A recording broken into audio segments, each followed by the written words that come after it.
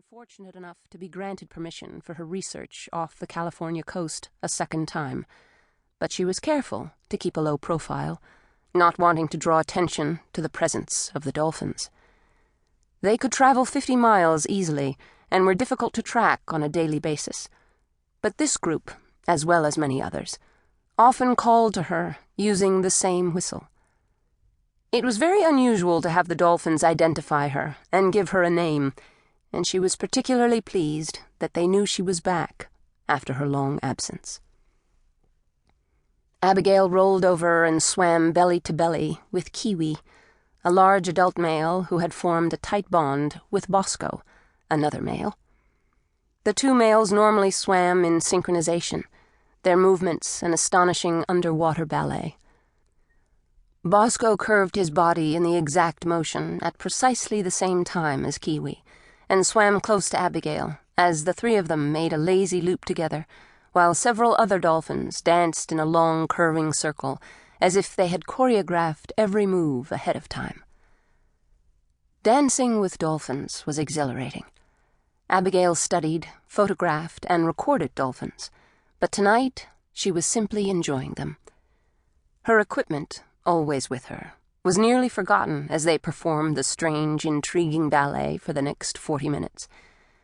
At first, the red of the sinking sun spotlighted them in a fiery gold, but as dusk fell and the night darkened, it was much too difficult to continue, much as she wanted to stay.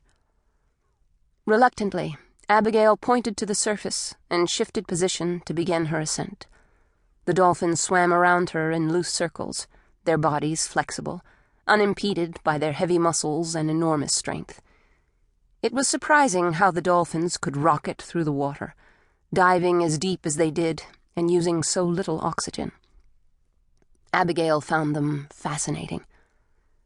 She surfaced, pushing her mask on top of her head and lying back to float as she stared up at the big round ball in the sky.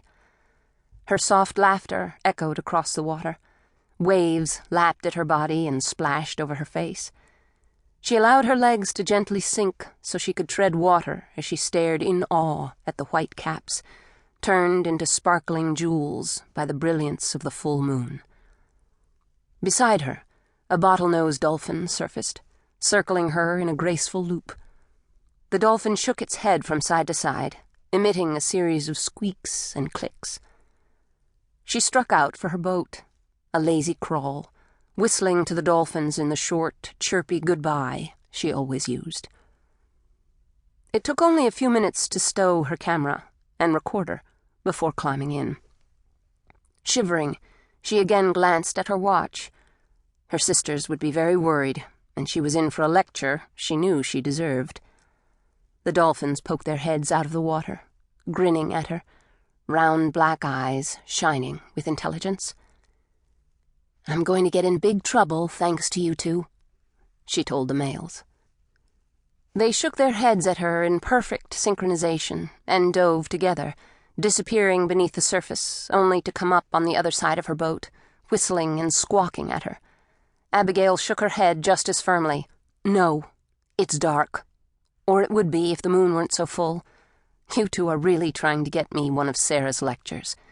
When she starts, the rest of us cringe."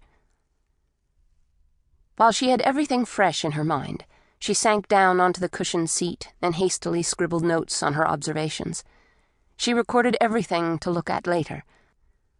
But she always dictated while she was driving the boat after first jotting down details of sightings and any identifying marks of new dolphins in the area. It was important to her study to get DNA samples to test for pesticides and any other man-made toxins in the dolphin systems, as well as for communicable diseases and, of course, family ties. Bosco whistled, a distinct note that made her smile. Abigail leaned over the side of the boat. "Thanks for giving me a name, boys. But it isn't enough to make me risk a Sarah lecture. I'll see you tomorrow, if you haven't taken off." She'd let the time get away from her, so that darkness had really fallen as she wrote out her notes. She was still a good distance from home, and she heaved a sigh, knowing she wouldn't get away unscathed this time.